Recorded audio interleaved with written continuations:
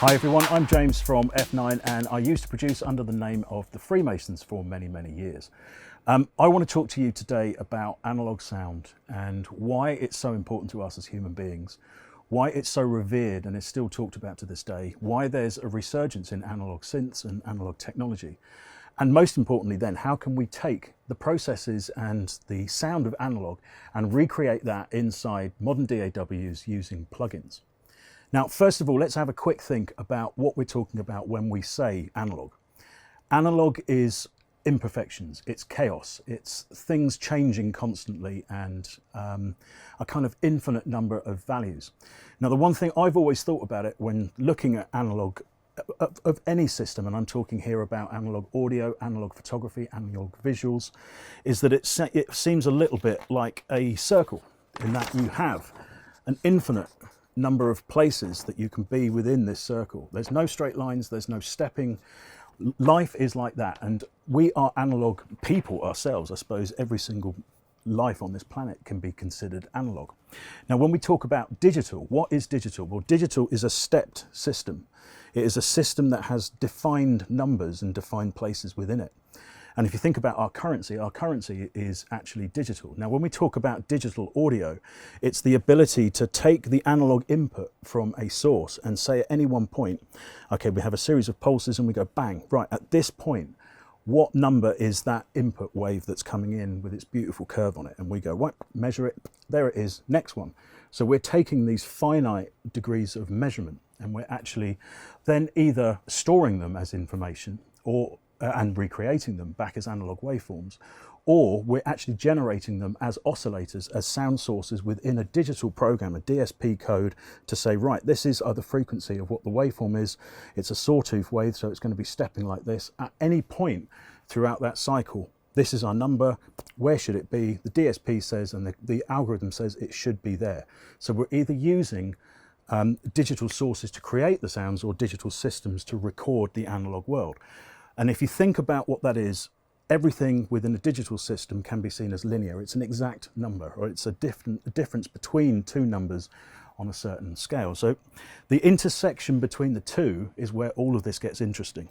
And even with a circle, which could be seen as completely analog, at any point within a circle, you can take it and you can draw a straight line across it.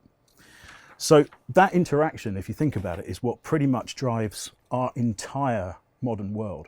We live in a world where every single thing has been digitized. Every single form of entertainment, whether it be TV, film, music, it all runs on digital systems through digital devices.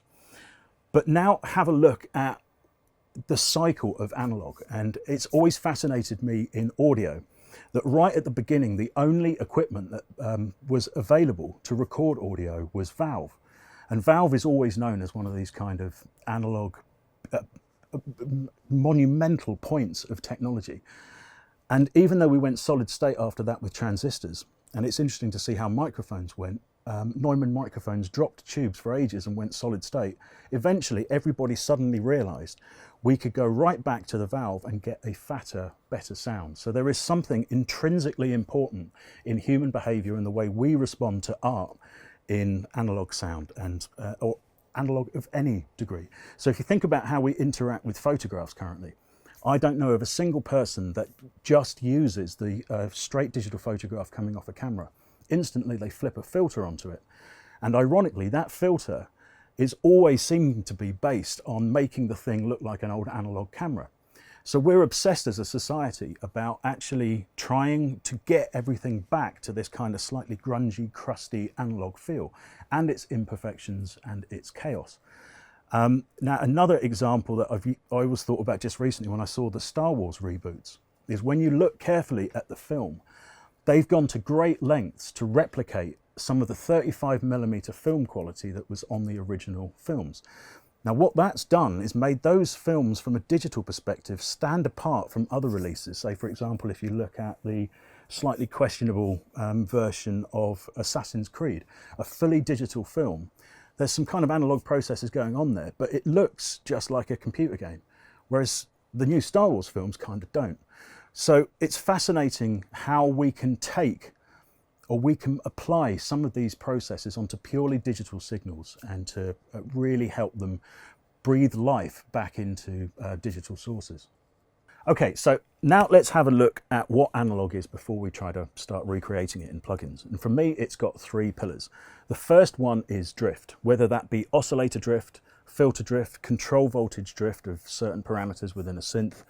And you could also look back to tape recordings and consider the actual speed of the tape machine altering slightly, called whir and flutter.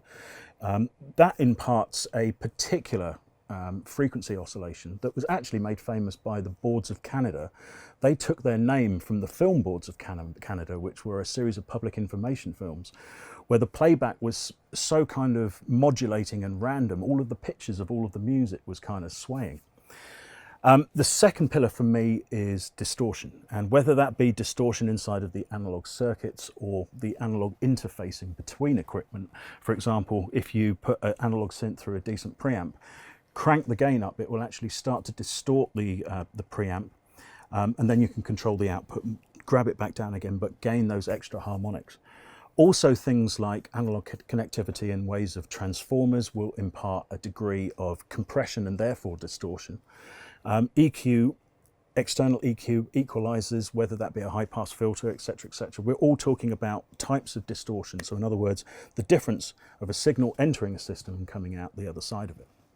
Now, thirdly, for me, it's noise. And you've only got to put the needle on a vinyl record to understand why it's so appealing.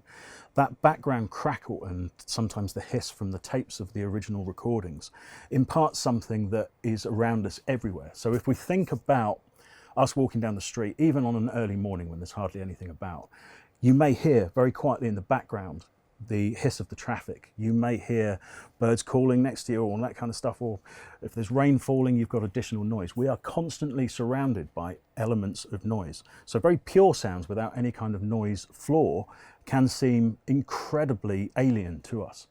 So we can use some of those principles to actually bring life to more static recordings, and we'll go through all of that later on. But first of all, let's look at those three pillars within an analog synth. We've got a modern analog synth here, the Prophet 6. It's just on a simple sawtooth patch.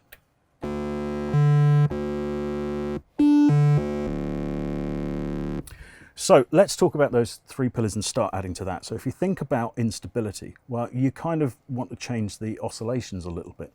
But what I'm going to do here to kind of illustrate a brilliant new method of adding drift is put this into its unison mode with two voices playing and spread the voices left and right.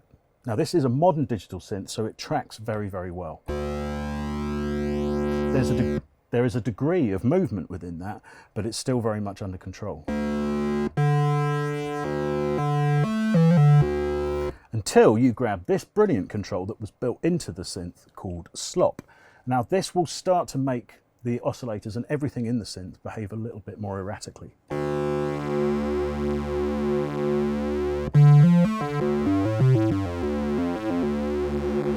And you can go extreme with it. But just a touch of that, for me, is one of the beauty points of this machine. And it's harking back to a slightly more unstable analog world that can actually be quite difficult to replicate. So if we think of all of the old classic synthesizers like the Moogs and the Roland SH101s, they were using discrete components to actually generate their sounds. And a temperature variation or just a bit of wear or tear on those things would make things kind of change a little bit. And this control, in my opinion, is a brilliant new version of that. So that's great, but this is a hardware synth. How do we start to replicate that inside of our DAWs? Okay, so we've got a slightly unstable patch. Now let's look at some of the other things that we've talked about here, and let's actually go for distortion. There is a distortion function on this entire synth, and it just adds a bit of grit and buzz or dirt. And just the right amount of it will fatten this thing up massively.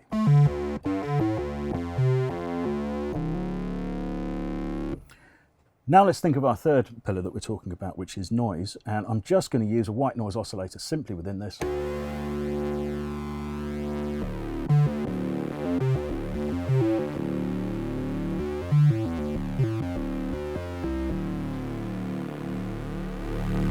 So we can get to that quite quickly. Let's remind ourselves where we started. So it just shows you how just adding a few of these kind of techniques will really fatten sounds up.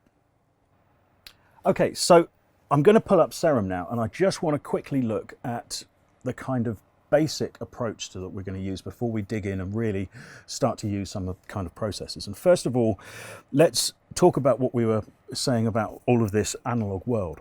Here is a very basic sine wave coming out of Saram. Now, a sine wave is the kind of golden boy of sonic purity. It is, and coming out of a digital synth like this, you can hear just how odd sounding it is by itself.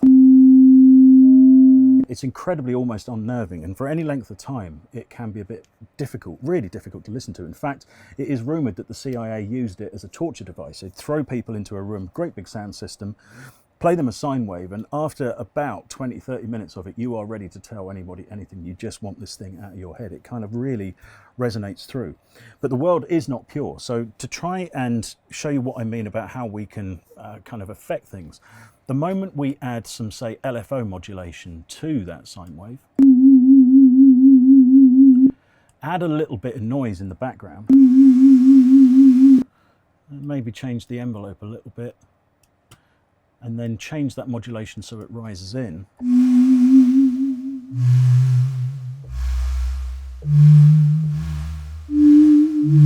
That's basic, but it's already far nicer to actually listen to than it would be if it was actually pure. Okay, so that's the kind of general theory. Now let's really dive into two modern synths and see how we can apply some of this and get some analog juice into them.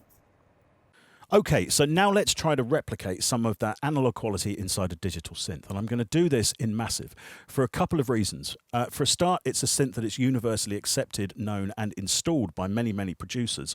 So hopefully a large quantity of you can follow along and understand what I'm doing here. Also, it's known as a digital sounding synth. Let's face it, this is not known for analog recreation. So if we can get some analog juice out of this, all the better. So File, New Sound. We're going to start with that vanilla sound that we all know. One oscillator in saw wave mode. Okay, I'm not going to touch anything else for the moment apart from just sending all of the oscillators to filter 1 and bringing the volume of filter 1 output down just a little bit because it's going to get noisy later on. So the key to this is modulations. So I'm going to go to our first LFO, LFO5. Now what we want to do is create instability and we want to create randomness within this. The best way to do that is with a noise wave. So on the curve select of this LFO, I'm going to come down here and select noise. I'm going to turn the crossfade up just a minute here. I'm going to set this second wave at the bottom here to a sine wave, and I'm going to turn the rate of this all the way down to 0. So it's the kind of, a noise wave is incredibly busy, and if we start to modulate pitch with that, we're going to get all sorts of weird harmonics happening. So I just want to tickle it a little bit, and I just want it to now apply that to the pitch of our first oscillator. So grab the LFO handle, stick it on the pitch of the oscillator, and we're going to go about 20 cents. Now listen to this.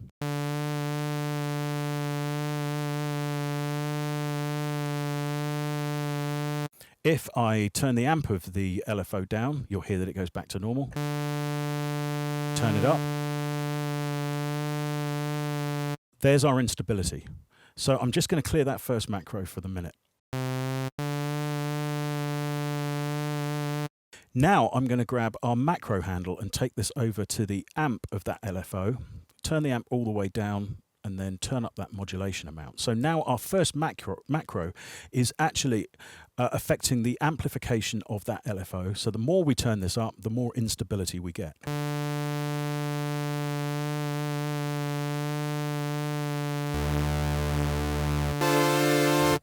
Let me just whack it all the way down, play a chord. Now play a chord with it turned on. So as you hear, we're already starting to generate some interest there. Okay, I'm going to turn the first oscillator off and now go to the second oscillator. And we're going to go for a PWM, move the pulse width to about here. And I suppose we'll kind of go halfway in. Let's have a listen to that as it stands. Okay, now let's do a classic, nice and smooth PWM move from another LFO. We're going to take that from LFO 6 onto the pulse width. Open that up so we get the pulse modulating.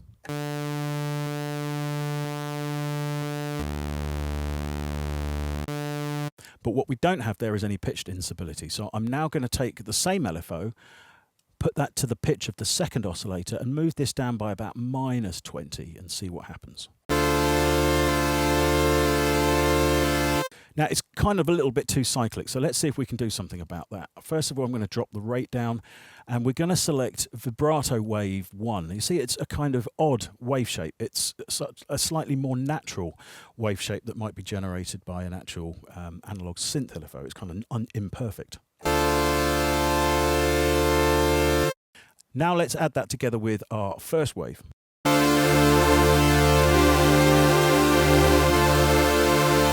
Okay, so we've got two sets of modulation working against each other there. One of them's affecting the pitch of the first LFO by 20 cents positive. The second oscillator is being affected -20 by the second LFO that we've got going that is more sinusoidal. So what I'm going to do now is quickly put on the second oscillator. I'm going to select a noise waveform at the bottom, and then with the crossfade between the two LFOs, we're just going to add a little bit of noise to that and see what happens.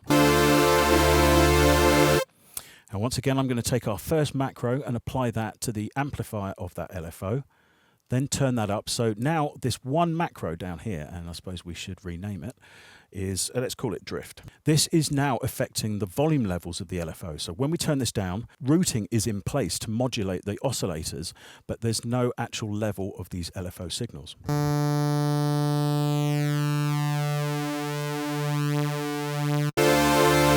So let's go all the way down. Static sound, turn it all the way up. Starting to get warmer. Now, we've got a very sinusoidal waveform on LFO 6. So what would normally happen, say, within an analog circuit is the rate might not actually be exact. So we're going to go to number 7. Now, sometimes this is set as a performer or a stepper, but you can come over here on this right-hand box and turn all of these modulation sources around. So this one, we're going to make another LFO. We're going to turn the rate quite low, and let's also add one of those noise. Let's do actually, random steps for a change, and we'll just take the crossfade so there's a little bit of interplay between that curve and that random.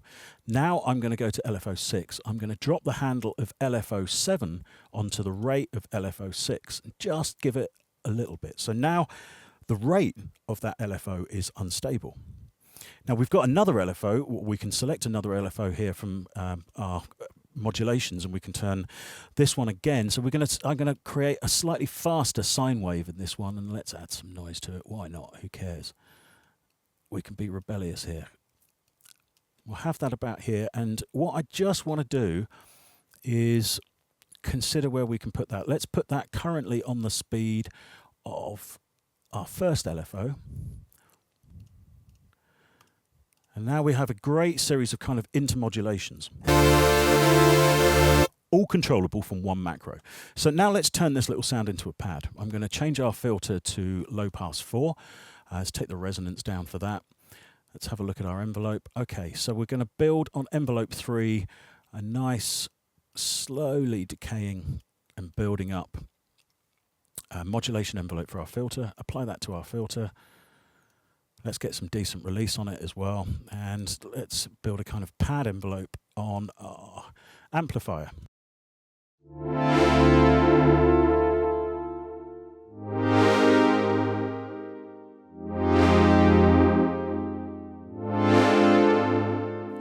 Okay, now let's add a staple of synth sound design that can easily emulate a little bit of real-world chaos, a noise generator.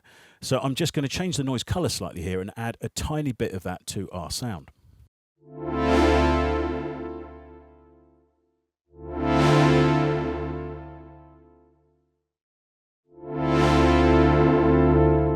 Now it's already starting to sound interesting, but let's start now looking at the voicing. I'm going to, let's give us 3 voices, turn on the pan position so it's spread across the stereo image.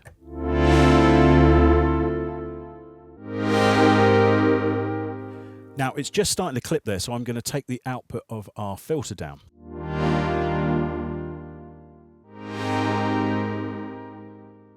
And actually, let's just try a little bit of pitch mod between them. In fact, yeah, let's even add a little bit of LFO onto that. Not much.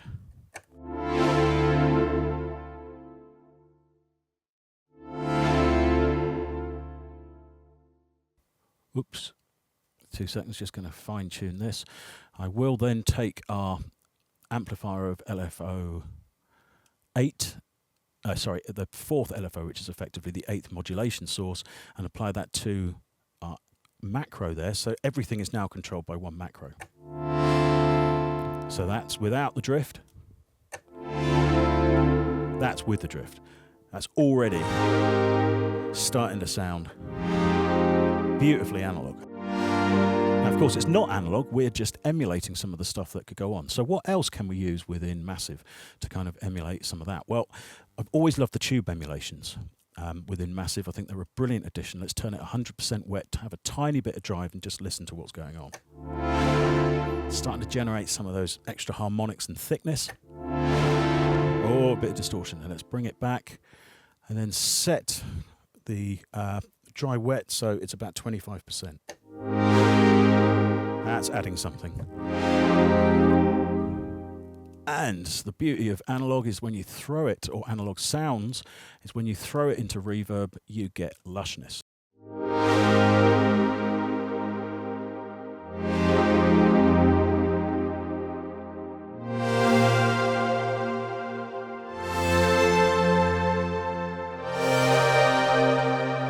And once again, this is what it sounds like with the drift turned down.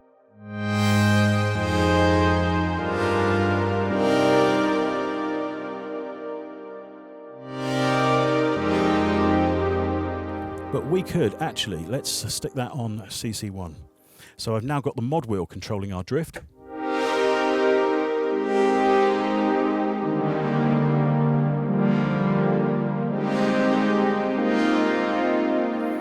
Let's apply a bit of nice EQ, high shift, nice boost in the middle, and of course some weight.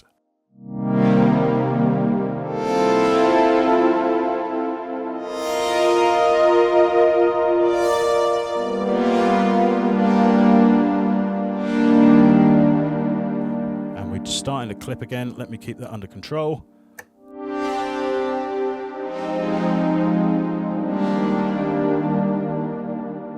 So that's what we've managed to get with a few clever modulations inside of Massive, and I'm sure you'll agree that is quite something considering it's a digital synth. So now let's have a look at doing the same thing inside of a very well-known and very modern digital sounding synth, Saram. Now this is Steve Duda's masterpiece, if you ask me. It's become almost vital for all producers to have this installed. But it can be, and deliberately, particularly digital sounding because it is based on wavetables. But there are some brilliant analog starting points. We've got analog shapes up here that look like they actually may have come from Eurorack modules or classic synths. Basic Mini, I'm assuming we know where that comes from. That'll be a Mini Moog. This one looks like it's from I can never pronounce the name, Swedgeman modular synth, and it's the one I'm going to use to start as a sawtooth. I'm also going to have a second oscillator on here, but let me just show you this completely raw. So playing a chord saw wave, very pure sounding, stick oscillator B on. You can hear how locked they are. Now I'm using a slightly different sawtooth wave on oscillator B, but let's concentrate on getting oscillator A slightly unstable for the moment.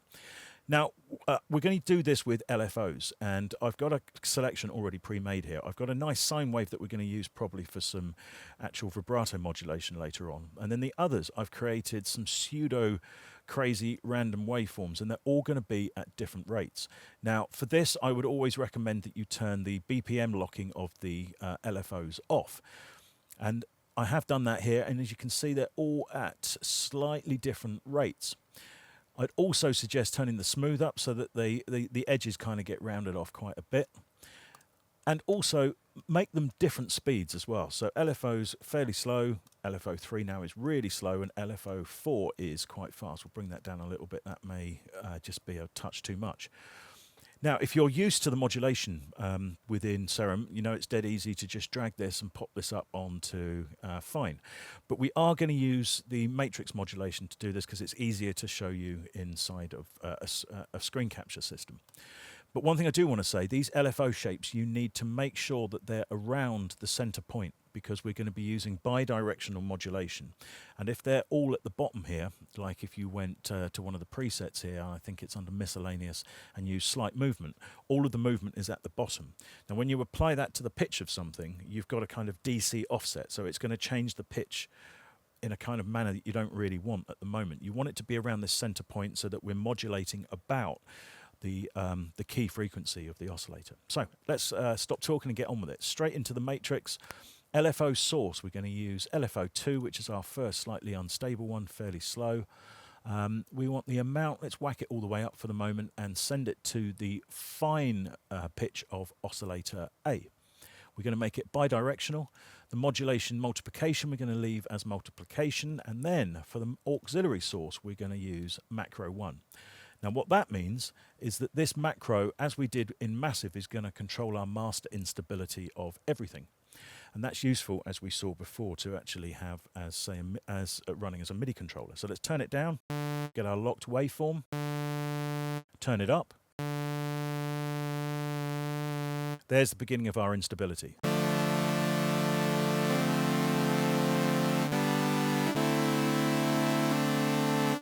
Now it's quite pronounced at the top there, so you can always fine-tune these as you like. Now let's go and do a similar thing to oscillator B. So go back to the oscillator section and turn it on. It's already going to modulate against each other for the moment. So we're already starting to get a bit of warmth, but let's just continue on with this emulation of analog behavior. We're going to go to LFO 4, and that's actually running, yeah, let's get that not quite as crazy speed-wise.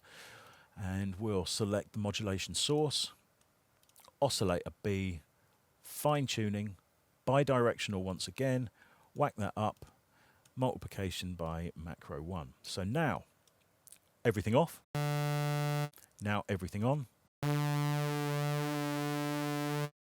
Okay, let's pull that in a different direction. And let's start to tweak this. So I'm just going to change the speed now of this, this last LFO.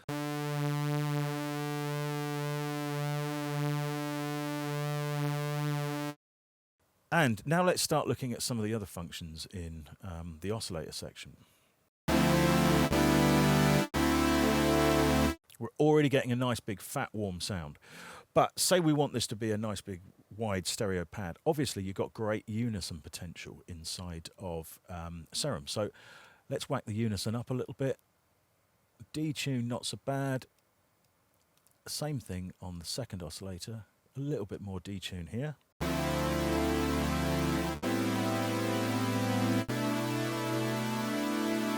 But what's it like with all of that instability off?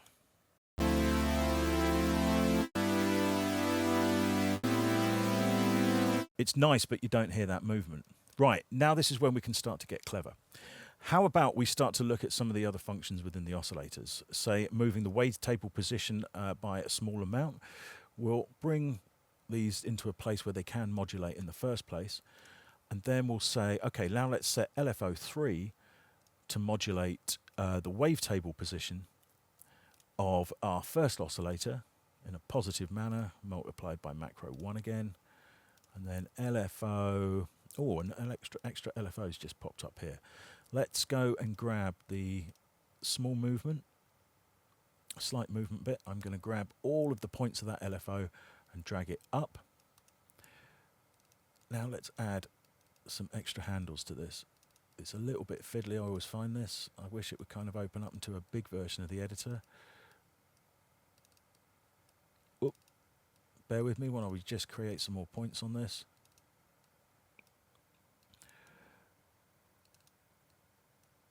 And we want different divisions within this as well. So come on, mate. Here we go.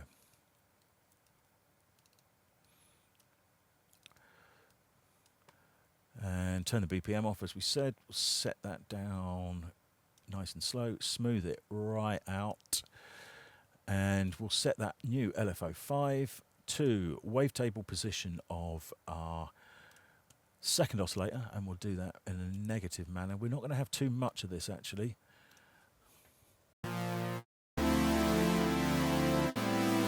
That's way too much. You can hear it really coming off that saw wave. We just want it tickling that.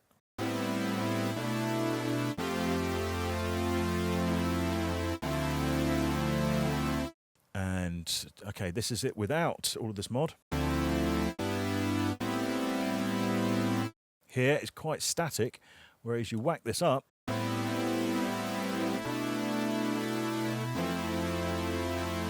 we're starting to get that drift. Now let's add one of our second pillars of stuff to this. I'm going to use a Juno 60 noise source here, pitch it down ever so slightly and just bring it up so it's firing in with the oscillators. Too much.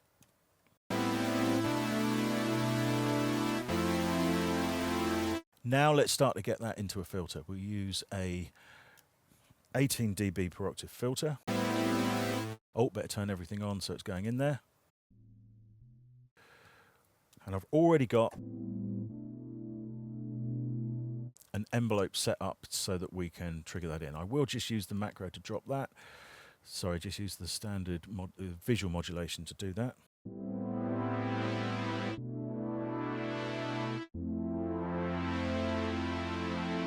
And let's add some drive and some fatness. This is supposed to be an analog filter after all. That is starting to sound nice. So now let's tailor our actual amplifier envelope so that we're doing something tasty with it.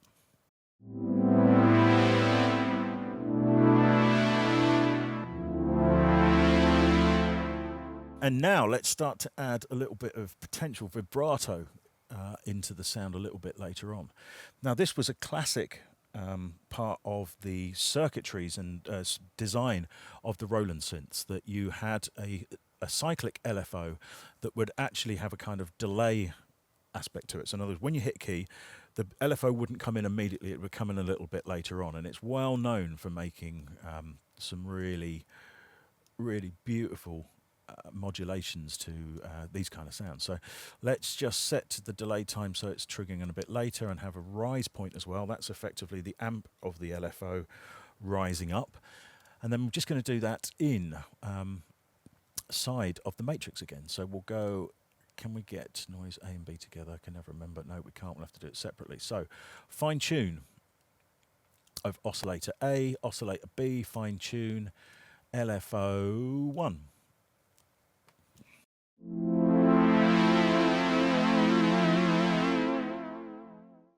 And we'll tune that carefully. We want it about 4.5 from memory, I think.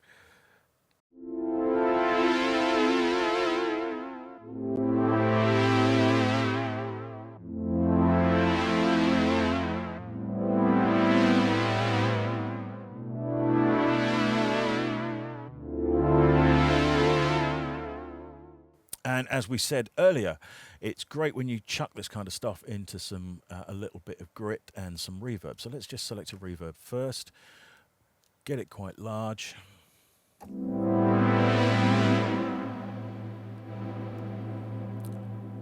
We want it quite dull.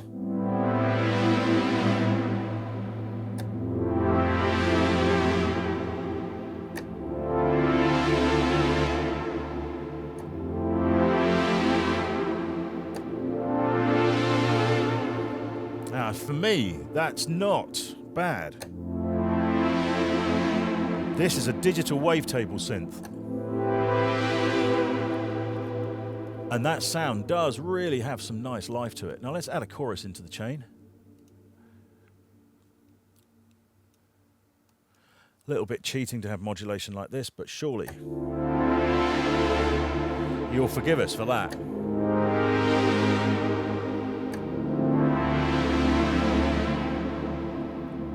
So yeah, it just shows you, by taking some of these kind of standpoints of analog, in other words, circuit instability and noise and modulation basically, and applying them onto digital synths, you can get fantastic results.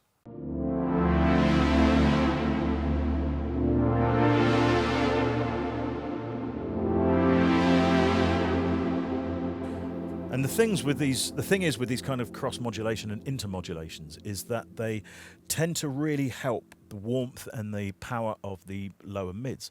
And again, I think it's something that we just like hearing. If you think about an orchestra, if you had every single violin completely in tune with one another in a 30-piece string section, it wouldn't sound that great. What's great about a string section when you've got a vast number of players is that the kind of differences between the tuning of each instrument and the way each player attacks it makes a real difference. So emulating some of that within the oscillator section helps you get these lush tones.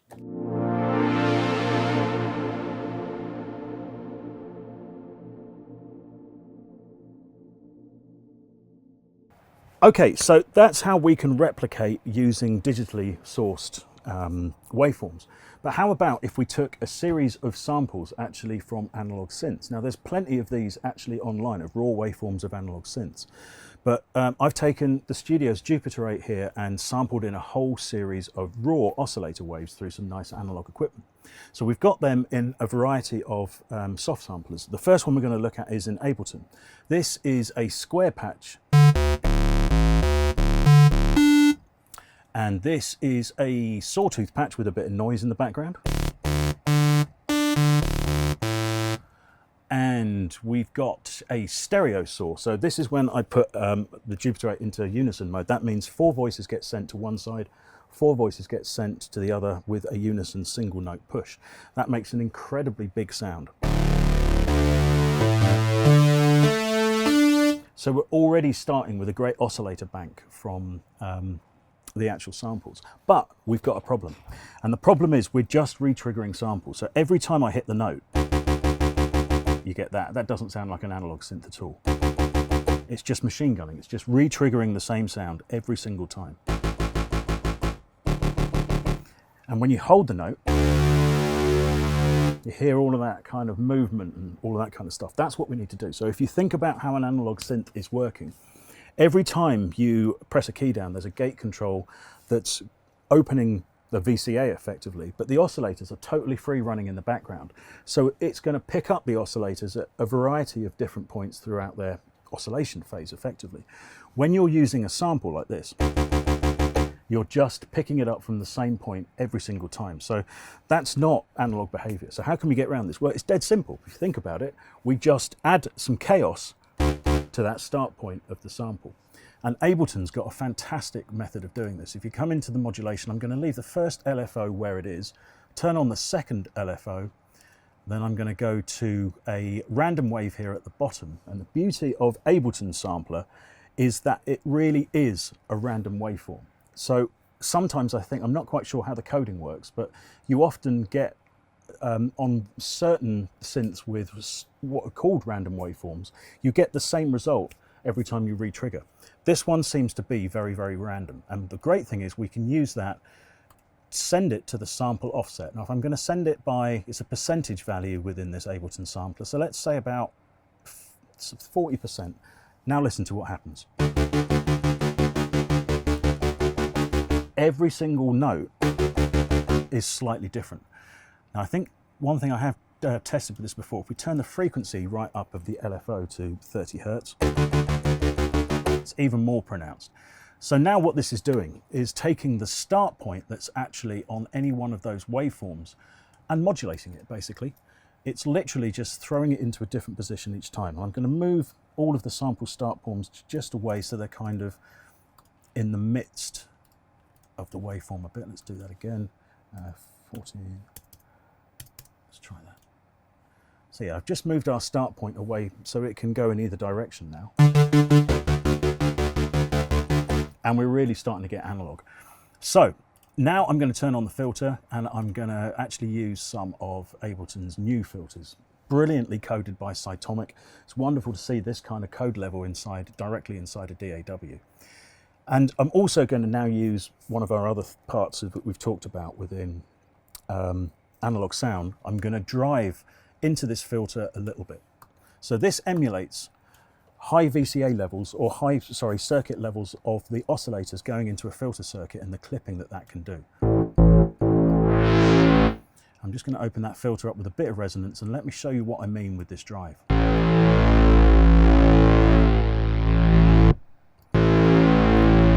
the only thing we've got to be careful of, you can hear there, the waveform does actually stop. So now let's go in and quickly loop all of these. I'm going to send them into that mode. We'll do a loop start at about, where should we say, 15,000. And we've got that loop in. Let's do 20, 23. And we'll take that down actually a little bit, try 9,000. Have to change the start point to work with that. And we're going to put a crossfade on as well. So now hopefully we should have, oh no, way too much. Sorry, loop end 200,000. That's better. Now we need an awful lot more crossfade than that. So let's do 10, 1, 2, 3.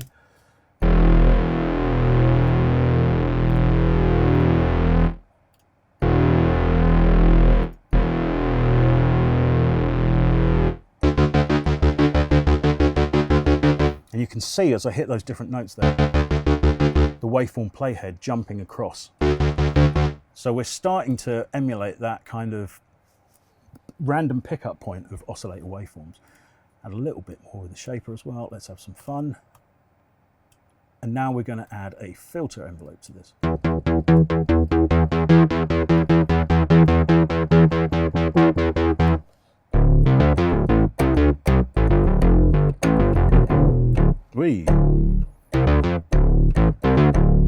So, starting to sound quite analog in itself. If I turn that second oscillator off, the second LFO off suddenly, we're back to machine gun.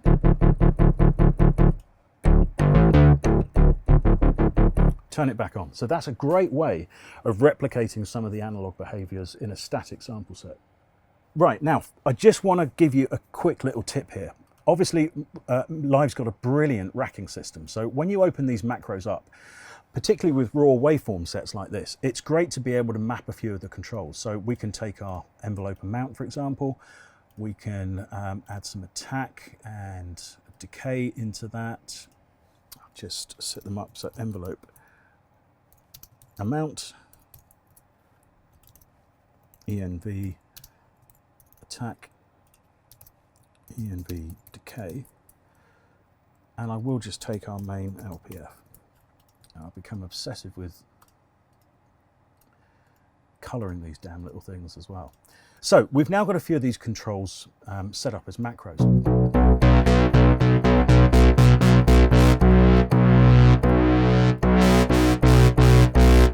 But obviously we're in Live Suite now because any standard edition owner's not going to have access to the sampler. You've only got the simpler.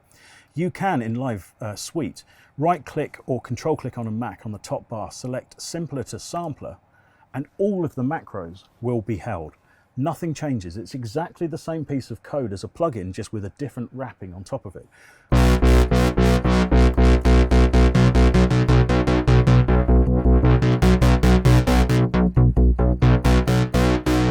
So you could now easily transfer that patch to someone that's not using Live Suite.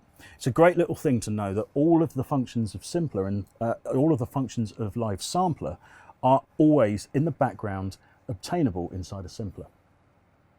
So that's all we've got time for in this first part. If you want to see the rest of this video and see all of the other processes that we're going to be working on, don't forget to buy the latest copy of Computer Music.